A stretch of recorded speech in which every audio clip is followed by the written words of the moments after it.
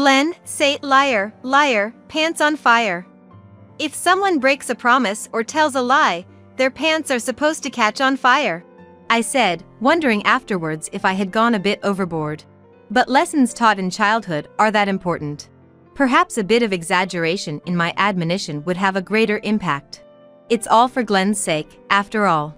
However, Glenn's face turned red with anger at what I said. At first, I thought it was just typical defiance, but it was something else. Why don't Mom's pants catch on fire, then? Is Mom a liar too? Why would only my pants catch on fire? Glenn, how dare you speak to me like that? Even though I had a rough past, I couldn't overlook such disrespect towards a parent. Raising my voice instinctively, Glenn, not wanting to be outdone, barked back, tears nearly in his eyes. It's true. Mom is a liar. So, it's only fair if Mom's pants catch on fire too. I'm not lying. As he yelled, he became overwhelmed with emotion. Eventually, he burst into tears, shouting, I hate Grandma. She's stupid. This left me at a loss. What should I do? As I panicked, uncharacteristically unsure of myself, I heard rapid footsteps from behind. I finally caught up. It seems she was worried and had followed me. My daughter Emerson entered the living room, freezing for a moment at the sight. A crying grandson. And a flustered grandma. To an outsider unaware of the circumstances, it was clear who the villain was. Rushing to explain, I said, It's a misunderstanding. But seriously, calling your parent a liar isn't right, is it? Oh, is that so? Apparently, Emerson hadn't heard the exchange. Stunned, Emerson listened as I explained everything without omission. After hearing it all, Emerson clapped her hands, seemingly convinced. I see. But it seems like Glenn isn't exactly lying, is he? Then, squatting down like me but with a calm demeanor unlike mine, she spoke gently to Glenn. Hey, Glenn. There must be a reason you called your mom a liar, right? A reason? Yes, a reason. Might be hard to explain reason to someone in the early grades. Can you tell me, Glenn, why you think Mom is a liar? Glenn fell silent for a moment but soon said, Wait here, and ran off somewhere. After a while, he returned, holding something that looked like a crumpled piece of paper. My name is Mahalia. I'm a self-employed owner of a small delivery service. I was blessed with 2 children by my husband, who sadly passed away in a traffic accident 25 years ago. When my eldest son, Connolly, was 6 and my daughter, Emerson, was 3. I was determined to make sure that the prejudice of being raised by a single mother wouldn't lead them to feel deprived in any way. After my husband's death, I worked tirelessly, continuing to run the delivery service he left behind. As someone who lost their husband in a traffic accident, it's an ironic twist of fate, but maybe it's because they grew up watching my struggles, or perhaps they had their own childlike thoughts about it. Connolly and Emerson never complained about our situation. Instead, they took the initiative to help me out from a young age. In elementary school, they would take on all the household chores I couldn't manage, and by middle school, they were sorting packages within their capabilities. By the time they were in high school, Connolly had decided to pursue a career with a national delivery company after graduation, while Emerson acquired accounting skills during her high school years. Connolly aimed to learn the know-how to stabilize my business, and Emerson intended to assist in managing my company after her graduation. Honestly, as a parent, I had hoped they would graduate from college and pursue their futures without worrying about my circumstances.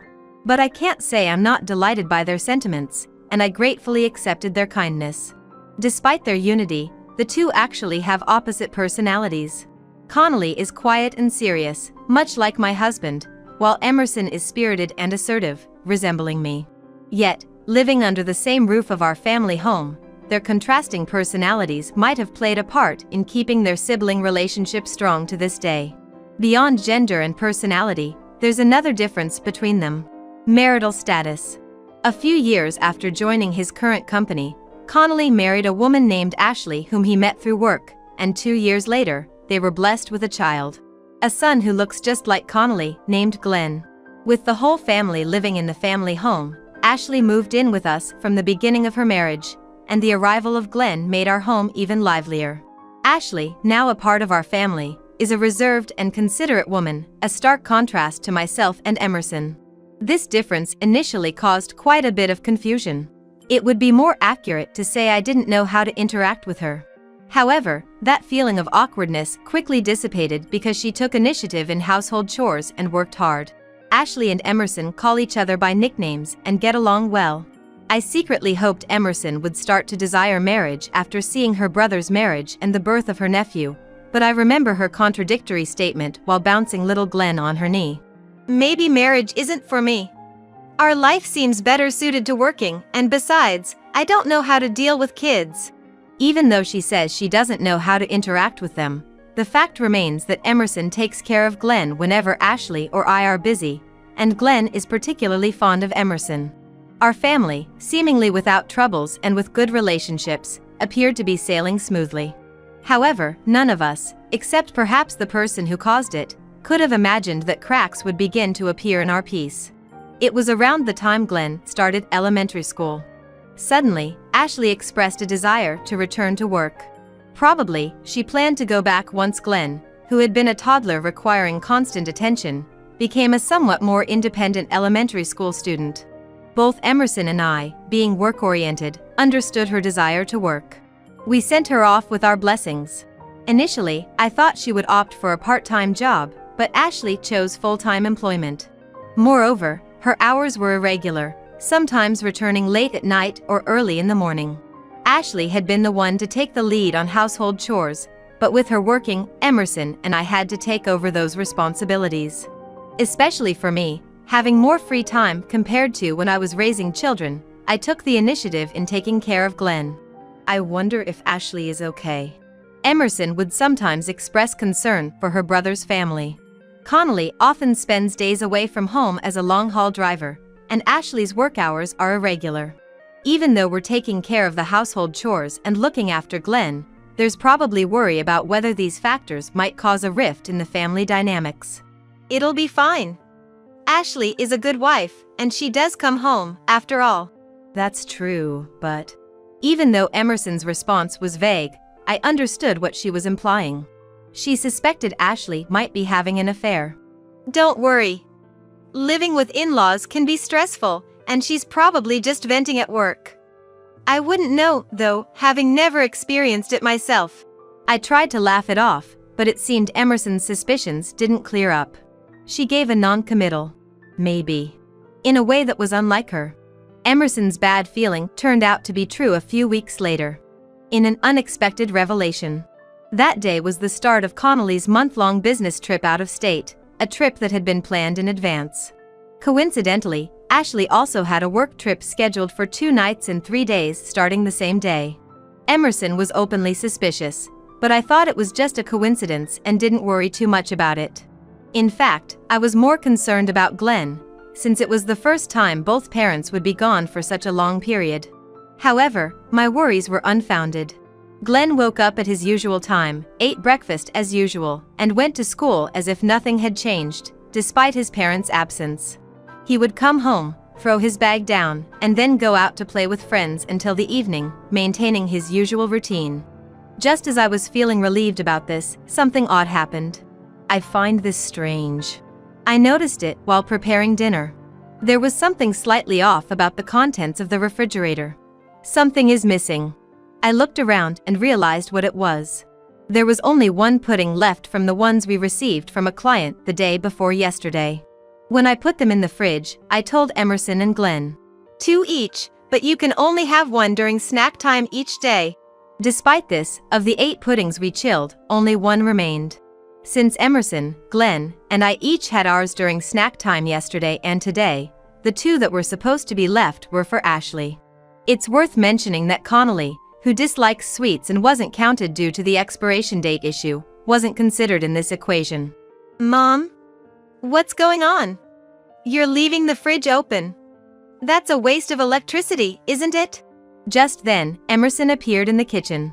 A secret thought crossed my mind, something like the criminal always returns to the scene of the crime, a cliché from detective dramas. Given Emerson's demeanor, it seemed unlikely she was the culprit. If she were, she'd better pursue a career in acting rather than accounting. Just checking something. But this didn't fully clear Emerson of suspicion. Yet, feeling somewhat like a detective myself, I couldn't show my hand just yet and closed the fridge as if nothing had happened. Watching her mother's behavior with suspicion, Emerson uttered a disinterested, "Huh," as if she had lost interest. Likely she had come for a drink in the first place. She opened the fridge door that had just been closed. But she seemed to notice the oddity too and quickly closed it again. "Hey, Mom. Did you by any chance eat Ashley's pudding?" "Of course not." I raised my voice, forgetting for a moment that I had even suspected Emerson. With her eyebrows furrowed, Emerson seemed to have only meant it as a check. "No need to get so defensive. I was just asking." "Right, sorry. But that means..." This behavior suggested Emerson likely wasn't our culprit. That left only one possible suspect. At that moment, I felt a gaze on me.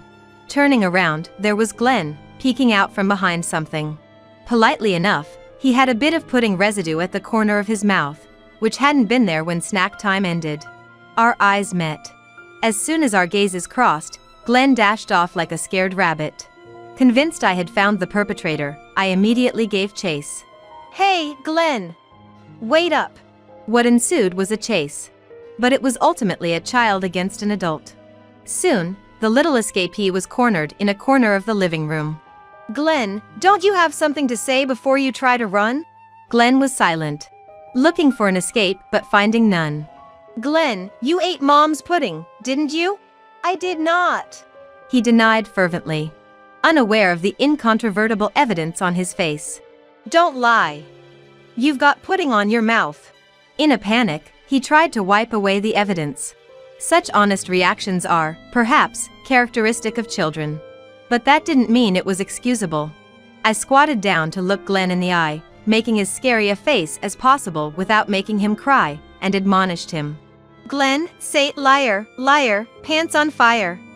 If you break promises or tell lies, everyone's pants will catch on fire," I said, thinking afterwards maybe I had gone a bit too far. But I've heard that lessons in childhood are important. Perhaps a bit of exaggeration might have a bigger impact. It's all for Glenn's sake.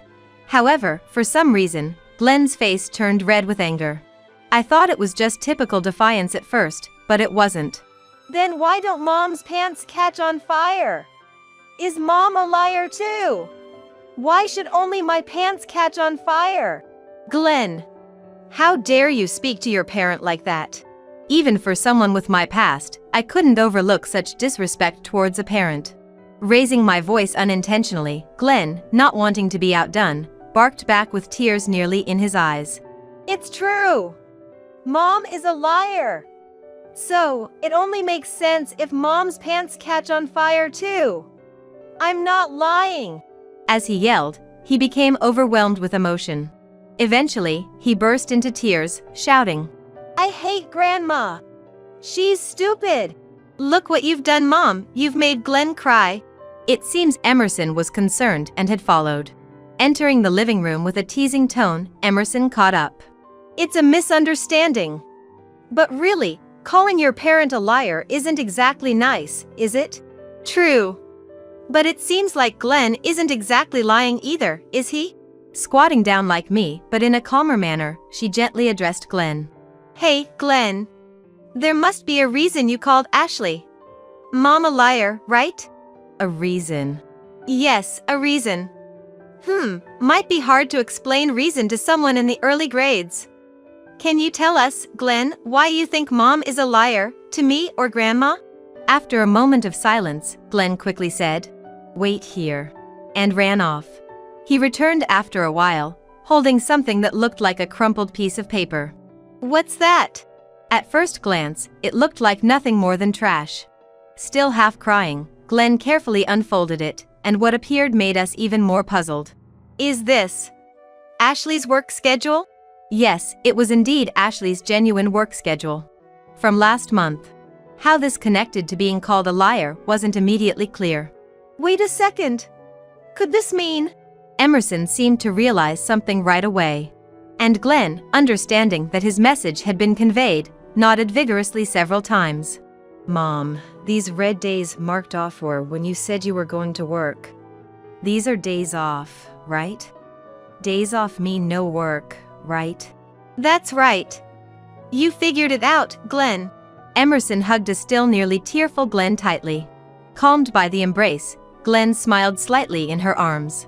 I stood there, stunned, as if left behind. No, maybe my brain was refusing to comprehend. Continuing over Emerson's shoulder, Glenn spoke. Grandma, I'm not lying, okay? Sometimes Mom talks on the phone with someone I don't know and then goes out to meet them. I overheard it. Even this business trip, she packed her bag with lots of pretty clothes and seemed really excited. Mom, this. Damn, just as Emerson predicted. I guess I still have a lot to learn. Frustrated, I instinctively cradled my head in my hands. Having taken over as the manager in place of my husband and determined not to be underestimated because I'm a woman, I thought I had honed my ability to judge people over decades. But it seems Ashley was the clever one this time. Even if Ashley is having an affair as Glenn suggests, there's honestly nothing we can do about it now. The only evidence we have is the word of young Glenn. If it's chalked up to a child's misunderstanding, that's the end of it. Without definitive evidence that leaves no room for denial, they could easily slip away. And if we're wrong, they might hide their tracks even more cleverly from now on. As I pondered what to do, Emerson's phone rang. Emerson, your phone. It's okay. That sound means I got a message. But excuse me for a sec. After lightly patting Glenn on the back, she stood up. Pulling out her mobile phone from her pocket, it seemed to be good news for Emerson. A sly smile crossed her face. What's with that creepy grin? Looks like our prey got caught in the net. She displayed a grin not suitable for a child to see but ensured Glenn couldn't see the mobile phone's screen. She turned towards me. Again, I found myself cradling my head. Emerson, when did you start planning this? Well, when indeed. But more importantly, Mom, call bro. Ask him to come back as soon as possible, before Ashley returns. Yeah. You sure are demanding. Sighing for what felt like the umpteenth time, I activated my mobile phone. It felt wrong to disturb work for this, but it was a crisis for my son's family. Shaking off the hesitation, I dialed Connolly's number. That night, an unseasonably heavy rain poured down as if foreshadowing the difficult times ahead. Occasional thunder rumbled in the distance, and every time it sounded, Connolly alternately looked towards the ceiling, accurately the door leading to the upstairs hallway and stairs. Glenn was supposed to be sleeping in his room upstairs. He was probably worried that Glenn might be scared of the thunder. The glances towards the hallway were surely out of concern for Ashley's safety, who was due to return today. Maybe I should go pick her up. This conversation was repeated several times. With the heavy rain, there was concern that buses might be halted. Too severe for her to make it back on her own. Driven by such concerns, Connolly repeatedly tried to go to the nearest bus stop to pick up Ashley. But Emerson and I desperately stopped him. If you go to pick her up now, everything will be over. Plus, if Ashley was really in trouble, she'd at least send a message, I argued. Exactly. Bro, why did you rush back from work if not for this? Emerson added. It's not like I abandoned anything. I made sure to finish up what I could before coming back, Connolly defended himself. This exchange was repeated numerous times. Amidst the sound of the rain, it seemed like we heard the front door unlocking. Instantly, the three of us fell silent. Listening closely, the sound of the door opening was followed immediately by Ashley's voice saying, I'm home. Emerson signaled with her eyes. I'll go. Pretending to be the concerned sister rushing out to greet Ashley, who had returned in the heavy downpour. Welcome back, Ashley. You're soaked, aren't you? Here, take this towel. Thanks, Emerson. I thought I'd be okay, but my umbrella didn't help much. My carry-on got wet too. Can I just leave it in the entrance for now? No problem. If we prioritize the carry-on and you catch a cold, I'll get scolded by bro. Laughter was heard. It hardly sounded like a conversation between those about to confront and be confronted. Connolly next to me still looked anxious. I had briefly explained the situation over the phone at that time, and Emerson had shown him the thing she had obtained. So, he should know what's about to happen. But understandably, he was anxious. Their voices, almost mocking Connolly's state of mind, approached the living room. As the door connecting the hallway and the living room opened. Hello! Welcome back, Ashley. Welcome back, Mom. We greeted Ashley as neutrally as possible, trying to hide any emotion in our voices. Perhaps surprised by my presence and Connolly, who wasn't supposed to be back yet. Her face stiffened in shock. But soon, she put on a forced smile. I'm back, Mahalia. Wow, this rain is terrible. Did Connolly come back because of the rain, too? Ashley acted as if nothing was amiss, unaware that everyone else knew everything. Ashley, there's something I need to confirm. You were on a business trip, right? Ashley's hand, holding the towel, paused momentarily, but then resumed. What are you talking about, Connolly? Are you and Mahalia possibly misunderstanding me for cheating? She waved her hand in denial, pretending nothing happened. Unable to tolerate such obvious acting any longer, Emerson behind Ashley presented her mobile phone. Can you still keep up this act after seeing this, Ashley? Ashley's face turned pale. Displayed was a single image. Though taken from a distance and likely zoomed in, the quality was clear thanks to modern technology. It unmistakably showed Ashley arm in arm with an unfamiliar man, looking intimate. Sorry, but something was off with your behavior, Ashley, so I asked someone from another delivery service to keep an eye out. You said you didn't have any brothers, right? Even if that was your dad, he looks way too young and nothing like you. So, Ashley, who is this man? Who? He's a colleague from work. A colleague? Do married people these days link arms with their colleagues and do this and that? With deliberate exaggeration, ensuring Ashley couldn't escape, Emerson started sliding through the photos one after another. What appeared next were scenes of the two walking through bustling streets, looking very much like a couple. Some photos even captured them kissing without concern for onlookers or entering what appeared to be a hotel on a different day. See, here's the evidence. Wouldn't it be better to just come clean? Emerson pressed Ashley with a look that seemed devilishly delighted at having found her toy. I couldn't help but wonder whom she had taken after at that moment. Shut up, you single woman! With those harsh words, Ashley shrugged off Emerson's arm. Ashley's sudden change caught Connolly, Emerson, and even me by surprise, freezing us in shock for a moment. Yeah, you're right. I was having an affair. Are you happy now? Ashley? Let's calm down, okay? Calm down? What are you talking about, you worthless husband? I married you for your money. And I never wanted kids, but you went and screwed that up too. What are you going to do about it, huh? The slap resounded as loudly as the rain, leaving a silence dominated only by the downpour. My palm throbbed with delayed pain. When was the last time I had slapped someone? Perhaps when Connolly or Emerson was young? Or even earlier? But that didn't matter now. Enough of this, you're embarrassing yourself. I quietly observed Ashley, who was touching her slapped cheek. In her shocked eyes, my stern gaze was reflected sharply. You married for the money? Marriage isn't something you trivialize. It's about wanting to spend your life with someone, regardless of their income. If you love money so much, marry it. Is your affair partner richer than Connolly? Then go, marry him right now. Snorting, it seems Ashley recovered from the shock of being slapped. She gritted her teeth and glared at us with all her might. But to me, this was nothing more than a puppy trying to seem fierce, especially compared to the opponents I faced back in my rebellious days. Fine. I'll leave this house myself. With those words, Ashley threw the towel she was holding and stormed out to the hallway. Soon after, the front door was slammed shut, as loudly as the rain. The living room returned to a state where only the sound of rain prevailed. Emerson, who had remained silent until now, finally spoke. Bro. Perhaps worried that her well-intentioned actions had inadvertently hurt her brother more than expected. Tentatively, she reached out to Connolly, who quietly stood up from the sofa. Sorry, Emerson, Mom. I'm going to my room. Connolly, looking utterly defeated, followed Ashley out to the hallway.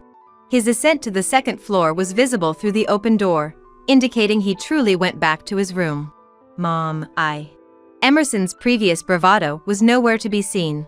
Uncharacteristically, Emerson looked as if she was on the verge of tears. I pulled her close and hugged her. You did nothing wrong. Sooner or later, that woman's true nature would have been revealed. Perhaps Connolly was turning a blind eye for Glenn's sake, letting things get worse. If you acted thinking of Connolly's best interest, stand tall. The rest is up to him to overcome. I stroked her back, as if comforting a small child. Then, perhaps reaching her limit, I could hear her sobbing over my shoulder. As the rain continued to mask our sorrows, regrets, and wounds, the night deepened, marking the collapse of a family. The day after those events, I found myself at a loss. How to explain Ashley's actions to Glenn was the question. While it was Connolly's place as the parent, given his state, it was uncertain if he could explain it well even after some time had passed. Yet, whether it was my place to intervene as just the grandmother was also unclear. Sadly, my concerns were unnecessary, as it seemed Glenn had overheard the heated argument involving Ashley the previous night. Mom left home, didn't she? I heard her angry voice yesterday. She's gone to someone unknown, hasn't she? Glenn mentioned this upon realizing his mom hadn't returned home that morning. While Emerson awkwardly tried to console him, Glenn, trying not to worry her, smiled bravely and said, It's okay, Emerson. Mom looked really happy when she was talking on the phone with that unknown person. Happier than when she talks to Dad. It seemed the child had his own thoughts about witnessing his mother's actions. Glenn had accepted reality more firmly than expected. As for Connolly, who seemed shockingly affected at that time, he also emerged from his room the next day, likely realizing he couldn't afford to dwell in sadness with his son still there. I was relieved, fearing he might shut himself away in shock. I hope this turns into a case of after rain comes fair weather. With that wish, I glanced outside the window to a refreshing blue sky, as if the previous day's rain had never happened. Time has passed since that day. Since then, Ashley and Connolly haven't met, but it seems they've officially divorced through mediation. Custody, of course, went to Connolly. There was one instance of contact from Ashley post-divorce. According to Connolly, the man Ashley had an affair with, whom she believed was single, turned out to be married with children and involved in legal troubles. Ashley, having been abandoned by him and unable to pay the compensation demanded in their divorce, pleaded with Connolly, her ex-husband. Of course, he rejected her plea. After the incident, Connolly resigned from his job and joined the company I run, despite it offering a significantly lower salary. He said he wanted to spend more time with Glenn. Though the reason involves my dear grandson, I have no intention of spoiling them. Our small company, now a trio, continues its modest operation, yet feels livelier than before.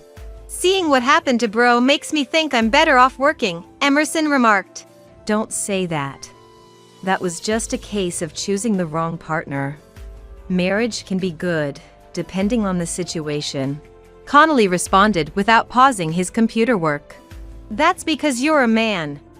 For women, it's usually about when they'll do the housework, when they'll have kids, and all the nagging from everyone around them.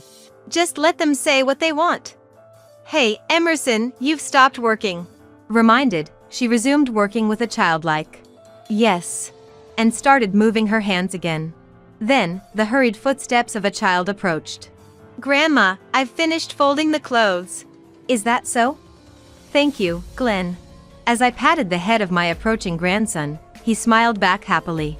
Like Connolly and Emerson in their youth, Glenn helped with house chores when he had no plans with friends.